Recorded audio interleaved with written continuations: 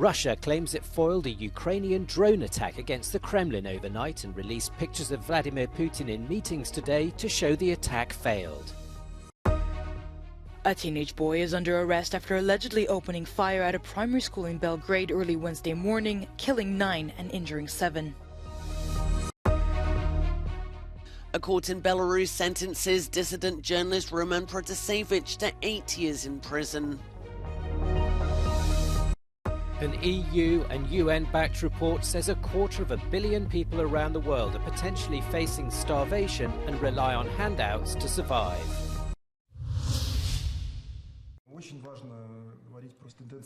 Russian President Vladimir Putin has been shown safe and sound after the alleged drone attack on the Kremlin overnight.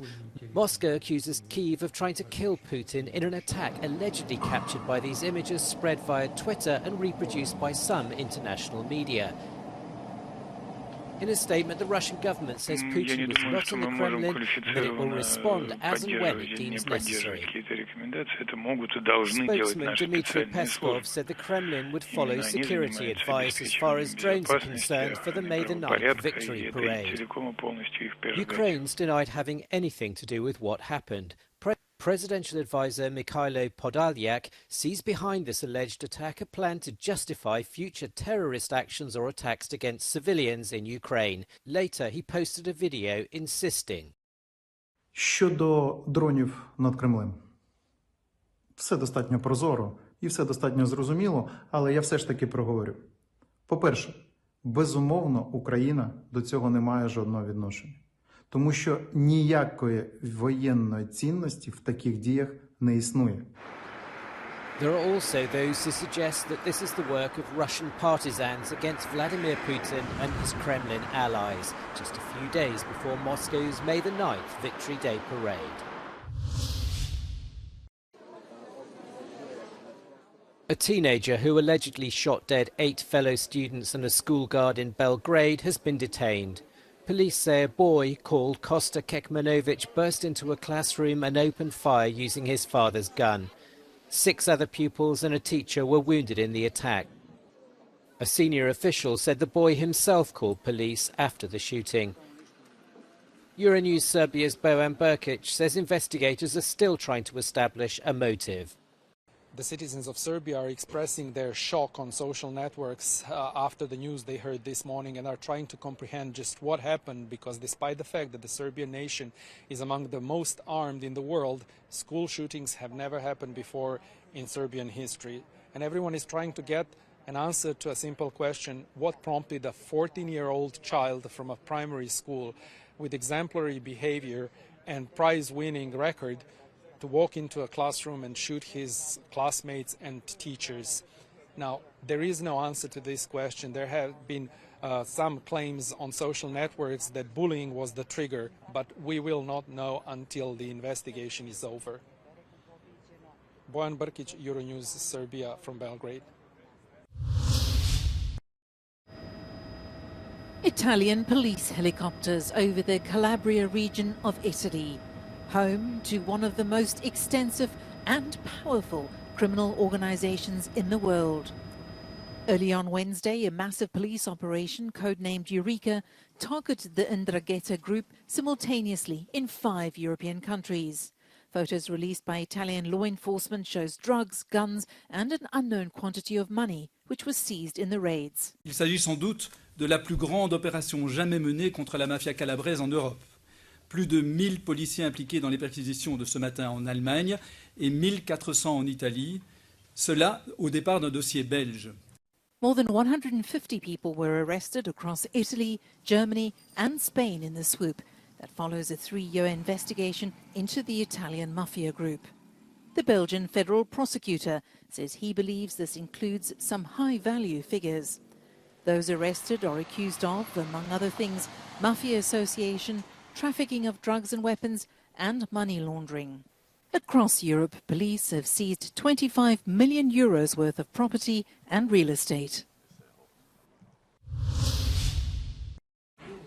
A court in Belarus has sentenced dissident journalist Roman Protasevich to 8 years in prison after being convicted of organising unrest and plotting to seize power.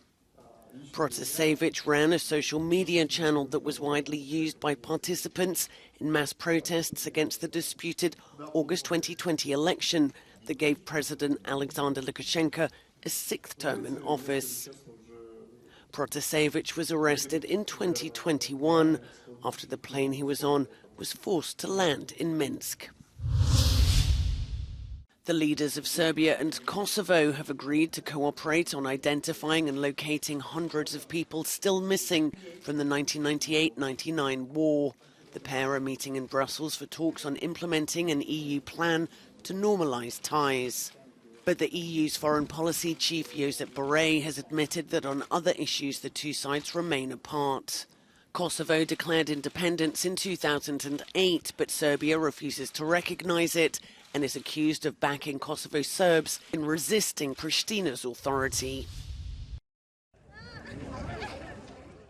Around the world, 250 million people are experiencing acute food insecurity and rely on international aid programmes to survive. That's the troubling finding of a UN and EU-backed report into a growing crisis. The global report on food crises says hunger hit new heights in 2022. The numbers in need have increased for the past 4 years, and people in several countries are now on the brink of starvation and death. It's the result of a potent mix of several causes, the report concludes. What we see is that even in situations characterized by conflict and violence, it's really this interplay of issues and overlapping of the impacts of violence on top of economic challenges, not least driven by sort of the ripple effects from the COVID-19 pandemic that the world has been feeling. And then, of course, climate challenges, the climate crisis and everything that that means in terms of extreme weather events. The report says the war in Ukraine had a significant impact on global food systems in 2022. The UN-brokered grain export deal has eased the problem to an extent, but the invasion took a heavy toll on world supplies. The authors say governments need to focus on anticipation and prevention to address the root causes of food shortages rather than responding after they happen.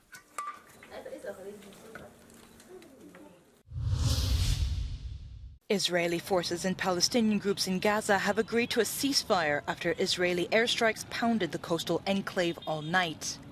According to anonymous sources from Palestinian armed groups Hamas and Islamic Jihad, the ceasefire went into effect at 3:30 a.m. local time and was brokered by Egyptian, Qatari and United Nations officials. The death of a high-profile Palestinian prisoner in Israeli custody after a hunger strike of nearly 3 months set off a barrage of rockets from the Gaza Strip, raising fears of a further escalation. Israeli soldiers have been deployed with their tanks along the Gaza border. While the targets hit by Israeli fire are as of yet unclear, there was evident damage to a car and house in the southern Israeli city of Sderot from Palestinian rockets. Militant Palestinians accuse the Israelis of deliberately assassinating Khader Adnan by refusing him medical care while in their custody. Adnan, who was a senior figure in Islamic Jihad, had been charged with terrorism offenses. Israeli prison officials say he refused their medical help while he was on hunger strike. The fate of Palestinian prisoners in Israel is a top issue for their families and political leaders who hold Israel responsible for their well-being. There are said to be some 4,900 Palestinians in Israeli prisons.